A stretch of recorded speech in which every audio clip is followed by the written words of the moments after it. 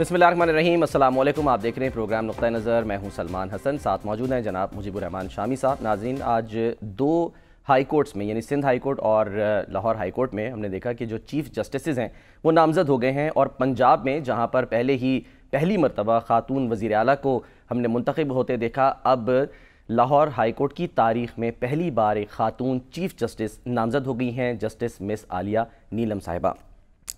ये जो तकर्रर हुआ है, या ये कह लीजिए कि ये जो नामज़दगी हुई है, ये मुख्तलिफ कैसे हुई है, और इस दफ़ा जो है वो वोटिंग का एक अमल हुआ, वो किस तरह से हुआ, तो आज इसी पर हम जो है वो प्रोग्राम का आगाज़ करते हैं। शामी साहब, पहली बात तो ये कि खातून chief justice of Lahore high court ग़ालिबन 53वीं हैं ये। देखिए, मिस आलिया नीलम जी बड़ी एक नामवर वकील रही हैं यहाँ। उन्होंने पंजाब यूनिवर्सिटी लॉ कॉलेज से वकालत का इम्तिहान पास किया, उसके बाद प्रैक्टिस का आगाज़ किया, MA पॉलिटिकल साइंस भी कर चुकी है, और फिर उसके बाद यानी एक वकील के तौर पर उन्होंने माशाल्लाह अपना नक्श जमाया। फिर लाहौर हाई कोर्ट में जज मुकर्रर हुई, और अब वो चीफ़ जस्टिस मुकर्रर हुई हैं। तो सीनियरिटी के एतबार से वो तीसरे नंबर पे थी। और अब क्योंकि जो सीनियर मोस्ट जज को आमतौर पर मुकर्रर किया जाता है, रिवायत यही रही है, रवायत है, लेकिन बड़ा इसकी खिलाफ वर्जी भी होती रही इस रवायत की। अच्छा, तो उनको जुडिशल कमीशन ने कसरत राय से नया चीफ जस्टिस मुकर्रर किया है लाहौर हाई कोर्ट का, और सिंध में भी नए चीफ जस्टिस मुकर्रर हो गए। बिल्कुल, जस्टिस शफी सिद्दीकी साहब जो कि कायम मकाम चीफ जस्टिस ही थे, लेकिन वो तो सीनियर मोस्ट वो जज हैं वहाँ के। बिल्कुल, जी हाँ। और बहरहाल जो बार काउंसिल के अरकान हैं, कुछ 6 अरकान ने चीफ जस्टिस काजी फाइज ईसा को ख़त लिखा था चंद रोज़ पहले कि सीनियरिटी का जो प्रिंसिपल है उसको बरकरार रखा जाए, और लाहौर हाई कोर्ट में नए चीफ जस्टिस की तकर्री इसी असूल पर की जाए। लेकिन बहरहाल जुडिशल कमीशन ने इस बात को दरख़ुर इतना नहीं समझा, और उन्होंने 3 नाम जो हैं सीनियर मोस्ट उनको कंसिडर किया। जस्टिस शुजात अली खान, जस्टिस अली बाकर नजफी, जस्टिस शुजात अली खान तो इस वक्त कायम मुकाम चीफ जस्टिस हैं, मलिक शहजाद के बाद, मलिक शहजाद के बाद। और अभी चंद रोज़ पहले उन्होंने बाकायदा हलफ उठाया है, और गवर्नर हाउस में जो गवर्नर हैं पंजाब के, उन्होंने हलफ लिया। सही, एक बड़ी तकरीब वहाँ मुनक़िद हुई। तो बहरहाल अब उनके बाद जो हैं हमारे नजफी साहब आते हैं। जी, बाकर नजफी साहब, अली बाकर नजफी साहब जी सर, ये रिटायर हो जाएंगे 2025 में। अब ये दोनों जो सीनियर तरीन जज हैं, इनको चीफ जस्टिस मुकर्रर नहीं किया गया, और ये जो मोहतरमा है आलिया नीलम साहिबा, इनकी ये रिटायरमेंट इनकी जो है मेरे ख्याल 3 साल का टर्नओवर होगा इनका सर, नवंबर 2028 में। हाँ, इनकी रिटायरमेंट तकरीबन 4 साल का। जी हाँ। तो इस इनकी यानी चीफ जस्टिसशिप के दौरान ही दोनों दूसरे जज जो हैं वो रिटायर हो जाएंगे। बिल्कुल, गोया अब वो नहीं मिल सकेंगे, सरबराही उनको नहीं मिल सकेगी। अब एक बात है, आमतौर पर देखते हैं कि अब ये दोनों जज हजरात जो हैं वो चीफ जस्टिस जो है जूनियर चीफ जस्टिस के साथ काम करना पसंद करते हैं। अच्छा, या रिटायरमेंट ले लेते हैं, ये मुमकिन है, ऐसा भी होता है ना। अच्छा, कि जब हमारे आर्मी चीफ के मामले में सर जैसे होता है, नहीं देखा है, नहीं आर्मी चीफ के मामले में भी होता है। और हमारे यहाँ लाहौर हाई कोर्ट में जस्टिस सरदार इकबाल साहब चीफ जस्टिस थे। अच्छा, और भुट्टो साहब ने आइन में तरमीम करके चीफ जस्टिस का जो टेन्योर है वो 4 साल मुकर्रर कर दिया। अच्छा, और कहा कि अगर ये चीफ जस्टिस जो हैं इनकी ओहदे की मियाद बाकी होगी तो वो सीनियर तरीन जज के तौर पे काम कर सकेंगे। सही। तो जस्टिस सरदार इकबाल साहब के ओहदे की मियाद बाकी थी, एक जज के तौर पर वो काम कर सकते थे, लेकिन उन्होंने इसको मुनासिब नहीं समझा और उन्होंने इस्तीफ़ा दे दिया, रिटायरमेंट ले ली 1972 से 1976। और وہ پھر انہوں نے سینئر جج کے طور پر کام نہیں کیا. بہرحال اب یہ جو جج ہیں ہمارے دونوں, یہ ان پر منحصر ہے. چیف جسٹس صاحبہ ان سے درخواست بھی کر سکتی ہیں اور وہ خود بھی یہ فیصلہ کر سکتے ہیں کہ وہ جج کے طور پر کام جاری رکھیں گے. کوئی مجبوری نہیں ہے کہ وہ استعفیٰ دیں. تو بہرحال یہ بنیادی وجہ شامی صاحب کیا ہوتی ہے, یعنی اس میں کیا مسئلہ ہے؟ اگر ایک سینئر بن گیا اور اس کو بنا دیا گیا تو کام کرتے ہیں. دیکھیں وہ ایڈمنسٹریٹو معاملہ بھی ہوتا ہے نا, یعنی جو چیف جسٹس ہے ہائی کورٹ کا, وہ صرف ایک جج نہیں ہوتا, اس کو انتظامی معاملات بھی چلانے ہوتے ہیں. تو پھر اس لیے اس حوالے سے اس طرح کے پک اینڈ چوز کی جاتی ہے. لیکن بہرحال اب تک تو پاکستان میں یہی مطالبہ رہا ہے کہ سینئر موسٹ جج جو ہیں ان کو چیف جسٹس مقرر کیا جائے. اس کی خلاف ورزی ہوئی ہے, خود بھٹو صاحب نے کی تھی. جسٹس اسلم ریاض حسین جو ہیں وہ 8ویں یا 9ویں نمبر پہ تھے, تو ان کو چیف جسٹس مقرر کر دیا. پھر مولوی مشتاق حسین جو ہیں ان کو بھی شدید اختلاف پیدا ہوا ان سے, ایشو بن گیا تھا, اور یہ ایشو بن گیا. یہ بہرحال مسائل تو پیدا ہوتے ہیں, لیکن اب یہ باقاعدہ جوڈیشل کمیشن نے یہ فیصلہ کیا ہے. پر ہم خیر مقدم کرتے ہیں, اور پہلی خاتون چیف جسٹس ہیں اور لاہور ہائی کورٹ کی. لاہور ہائی کورٹ کی, کیونکہ میں سر دیکھ رہا تھا بلوچستان ہائی کورٹ میں تو رہ چکی ہیں جو پہلی خاتون بنی تھی chief justice. Balochistan high court, Peshawar high court میں سر جسٹس سیدہ طاہرہ صفدر صاحبہ وہاں بھی رہ چکی ہیں. پشاور ہائی کورٹ میں جسٹس مسرت ہلالی صاحبہ وہ بھی رہ چکی ہیں, وہاں سے آئی ہیں. جی جی ہلالی صاحبہ سپریم کورٹ میں. لیکن بہرحال یہ chief justice Lahore high court کی پہلی ہیں. تو دیکھیں اب اللہ تعالیٰ کو جو منظور ہے. اور دوسری طرف سر وہ سندھ میں جو ہیں وہ جسٹس شفیع صدیقی صاحب آ گئے ہیں, وہ سینئر موسٹ ہیں. ایگزیکٹلی, ان پہ تو کوئی ایسا معاملہ ہے نہیں. ٹھیک ہے. اچھا سر, ہم نے کوشش تو کی تھی کہ ذرا آگے بڑھیں کچھ معاملات. آج ایک اور جو معاملہ ہے اور وہ ہے, ہم نے دیکھا کہ جو مخصوص نشستیں ہیں سر اس کا کیس, اس میں اب جو ریمارک سامنے آ رہے ہیں بظاہر کچھ لوگ یعنی یہ کہہ رہے ہیں کہ بظاہر ایسا لگ رہا ہے کہ ظاہر سپلٹ, ہم کہہ سکتے ہیں سر کہ سپلٹ فیصلہ ہی سامنے آئے گا جس طرح سے اتفاق رائے سے فیصلہ ہونا تو بہت مشکل ہے. پہلے جیسے ہوا کرتا تھا ماضی میں, وہ کہتے تھے جی ہم خیال بینچز بنتے تھے. دلائل نہیں تو فل کورٹ بیٹھی ہے. جی ہاں, دلائل تو دونوں طرف موجود ہیں نا. بالکل. ایک اب جو وکلا آرگو کر رہے ہیں, آپ اگر ان کی باتیں سنیں تو دلائل موجود ہیں دونوں طرف. بالکل. اور اب اگر آپ نے ایک جسٹس اطہر من اللہ صاحب بار بار کہتے ہیں کہ ایک وسیع تر تناظر میں چیزوں کو دیکھنا چاہیے. اگر وسیع تر تناظر میں دیکھیں تو پھر سوال پیدا ہوتا ہے تو قانون بننا ہی نہیں چاہیے. اگر کوئی قانون بنتا ہے تو پھر اس پہ عمل بھی ہونا چاہیے. ایک نقطہ نظر یہ ہے, اور دوسرا نقطہ نظر یہ ہے کہ قانون کے الفاظ کی بجائے آپ دستور کی روح کو سامنے رکھیں. تو بہرحال اپنے دلائل ہیں, جو بھی فیصلہ ہوگا سامنے آ جائے گا. ٹھیک ہے سر, ایک کوئک بریک لے لیں, بریک کے بعد ذرا اس پہ گفتگو کرتے ہیں. بریک کے بعد واپس آتے ہیں. ناظرین,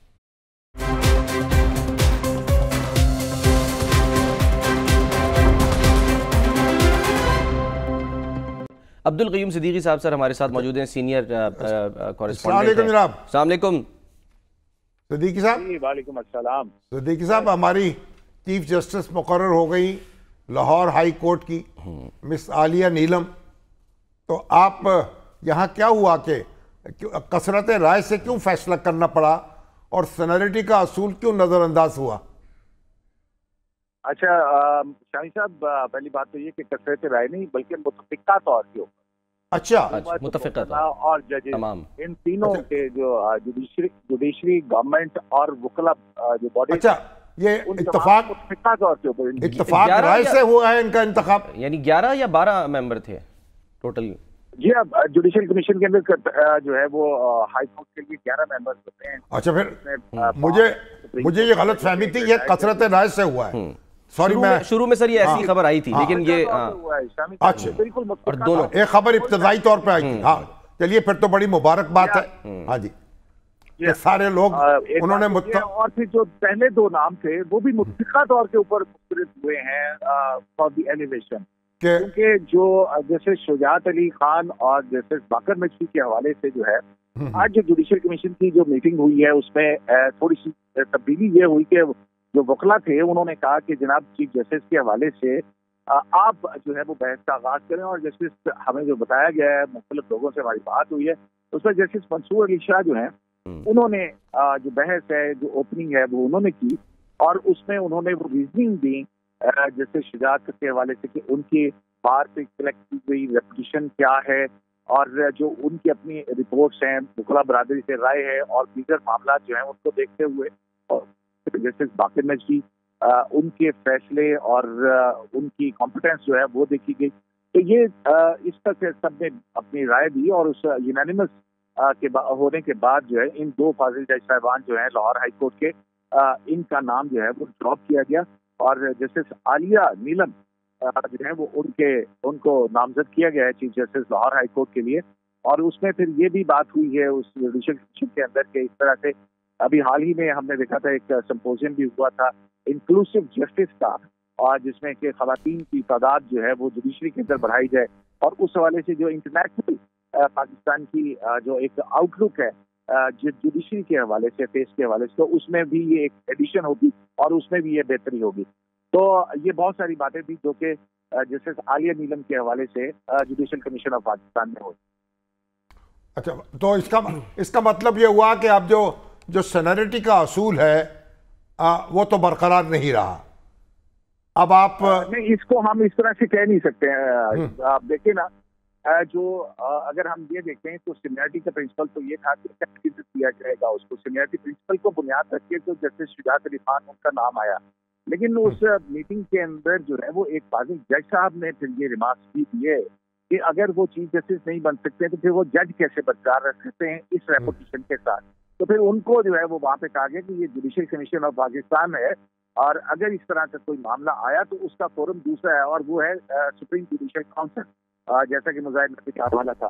تو اس میں جو ہے ہم یہ نہیں کہہ سکتے کہ سینیرٹی کا پرنسپل جو ہے اس کو سپریم جوڈیشل کمیشن نے جو ہے وہ بالائے طاق رکھی ہے. اگر ہم یہی دیکھیں تو سندھ ہائی کورٹ کے اندر جو ہے وہ وہاں پہ سینیرٹی کا پرنسپل جو ہے وہ پریویل کیا ہے، اور وہاں پہ جسٹس شفیع محمد صدیقی جو کہ سینئر موسٹ ہیں اور اس وقت قائم مقام چیف جسٹس ہیں ان کا تقرر کیا گیا، اور وہ بھی یونانیمس ہوا ہے. اچھا، ہاں، یہ تو بات درست ہے. اب یہ تو ظاہر ہے کہ جب چیف جسٹس کو آپ مقرر کرتے ہیں تو اس کے لیے تو پھر انتظامی صلاحیت جو ہے اس کو بھی دیکھنا پڑتا ہے، اور پھر ظاہر ہے کہ جوڈیشل ریکارڈ جو ہوتا ہے کس صورت کے ساتھ مقدمات نپٹائے گئے ہیں، کس طرح فیصلے کیے گئے ہیں، تو سارا کچھ دیکھنا پڑتا ہے. بہرحال اگر جوڈیشل کمیشن نے اتفاق رائے سے فیصلہ کیا ہے تو بہت مبارک بات ہے، اور میرا خیال یہ تو ایک بڑی خوشگوار بات بھی ہے. شامی صاحب، اس وقت اگر ہم دیکھیں نا سپریم کورٹ کے اندر جو کرمنل اپیل پڑی ہیں، کرمنل کے بہت کم جج صاحب آنے ہیں، تو جیسے عالیہ کرمنل کے بہت سارے کیسز ہیں، تو شہزاد صاحب آ گئے نا وہاں، وہ بھی کرمنل کیسز کی طرف ہے. ملک شہزاد خان آ گئے وہاں، وہ کرمنل ہاں جی لا کے ماہر ہیں، اور بالکل، اور فیصلے بھی جلد کرتے ہیں، نپٹاتے ہیں معاملات کو. نہیں، اس حوالے سے لاہور ہائی کورٹ کا ریکارڈ بہت اچھا ہے. وہاں پہ جیسے صداقت عباسی بھی ہیں جو کہ بہت تیز رفتاری سے ان کا بینچ جو ہے فیصلے کرتا ہے. اب یہ آج جو سماعت ہوئی ہے، اب تو میرا خیال ہے کہ آخری لمحات پہ پہنچ گئے ہیں، کوئی ایک دو اور سماعتیں ہوں گی اور یہ فیصلہ ہو جائے گا مخصوص نشستوں کا. 9 جولائی تک جو ہے وہ ملتوی. آپ کے دلائل جو ہیں وکلا کے، ان سے آپ نے کیا نتیجہ اخذ کیا؟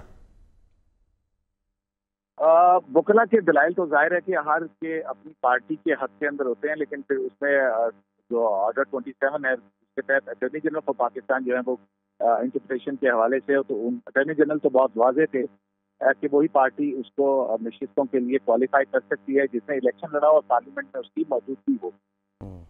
اور دوسرا ان کا یہ بھی موقف تھا کہ آئین جو کانسٹیٹیوشن کی روح ہے اور جو کانسٹیٹیوشنل اسکیم ہے اس کے تحت ایوان خالی رکھا بھی نہیں جا سکتا، اور اس حوالے سے بھی انہوں نے جو پریسیڈنٹس وہ دی ہیں. لیکن اس سب کے بعد جو اصل چیز ہے وہ ہے جج صاحبان کی آبزرویشن. اب اس بینچ کے اندر جو ہے وہ ہمیں اب جو جہاں پہ پہلے ہمیں لگ رہا تھا کہ 3 رائے ہیں، لیکن اب کھل کے جو ہے وہ 2 رائے آ رہی ہیں. اب وہ 2 رائے جو ہیں وہ آج آخری لمحات کے اندر جو جسٹس منصور علی شاہ جو کہ آئندہ آنے والے چیف جسٹس ہیں ان کی ایک اپروچ ہے، اور وہ کہتے ہیں کہ جسٹس ہونا چاہیے اور ہم یہ نہیں دیکھ سکتے کمپلیٹ جسٹس کے لیے ہمیں سب کچھ دیکھنا پڑے گا ایک حصے کو دیکھ کر. یہ جو پٹواری کا یا اس کا وہ نہیں ہے کہ اس کو دیکھا جائے.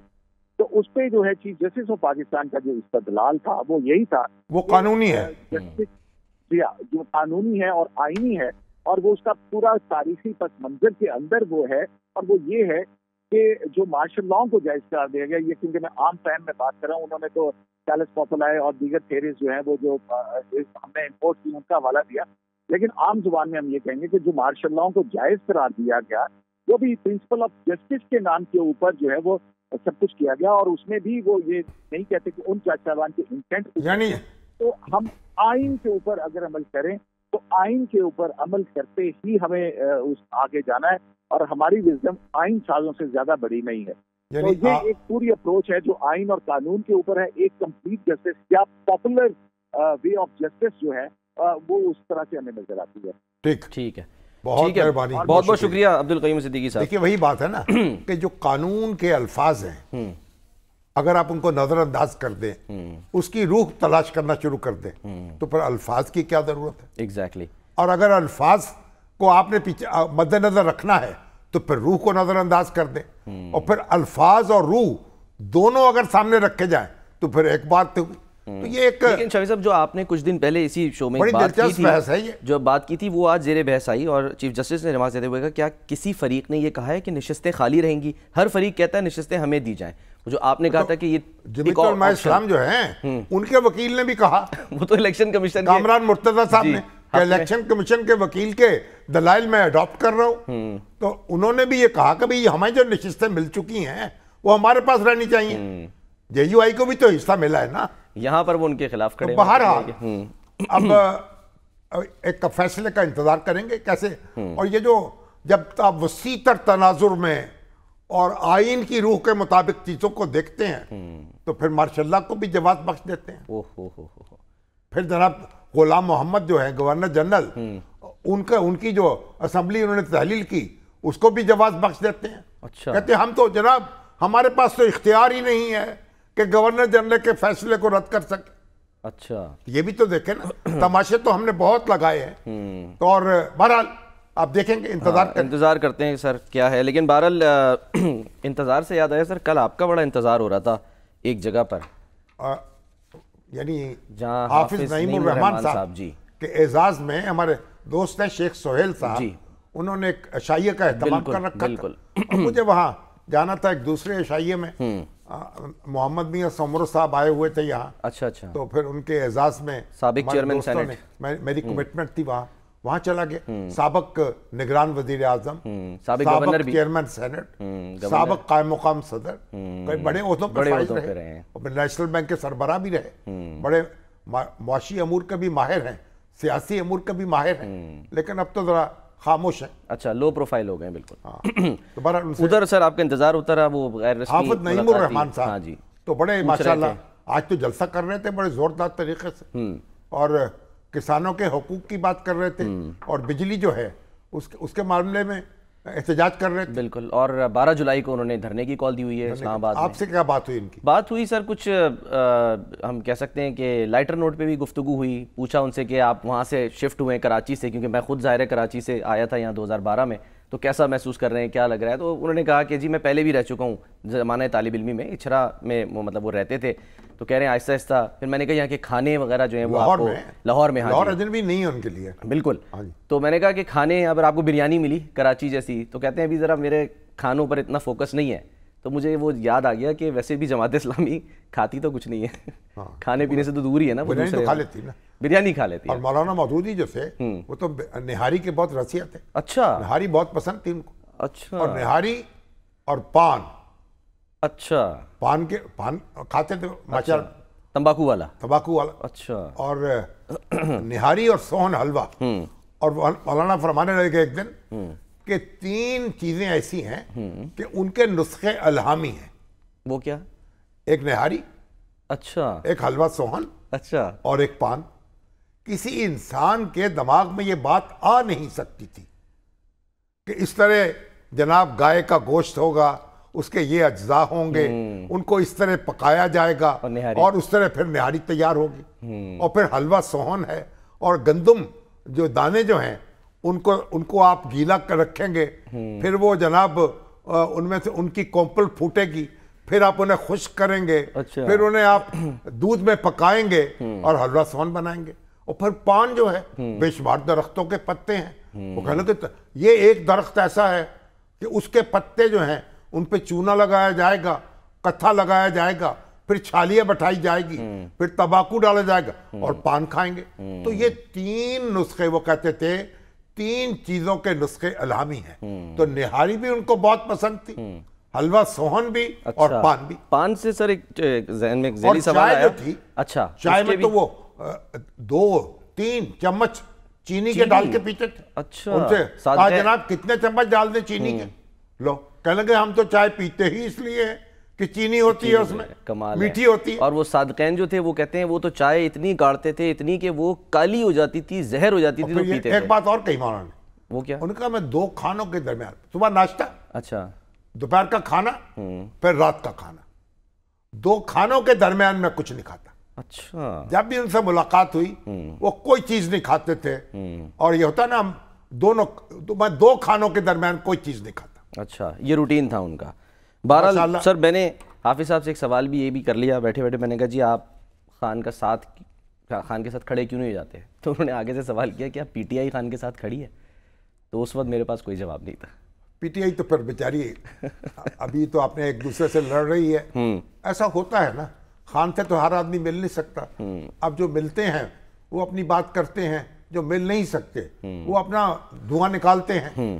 مگر اصل بات یہ ہے کہ ان میں جو لوگ خان کے ساتھ کھڑے رہے ہیں ان کا تو یہ دعوت تو ان کا درست ہے نا کہ ہمیں داد تو دی جائے نا، ہم خان کے ساتھ کھڑے رہیں۔ تو بہرحال جو کچھ ہوا ہے وہ ہماری تاریخ کا ایک بڑا یعنی ناخوشگوار حصہ ہے، اور پی ٹی آئی بہت بڑی پارٹی بن گئی تھی، اور پھر جس طرح اس کو ذوف پہنچا، جس طرح وہ ٹکرا گئی، یعنی جس طرح 9 مئی کو جو کچھ ہوا وہ نہیں ہونا چاہیے تھا۔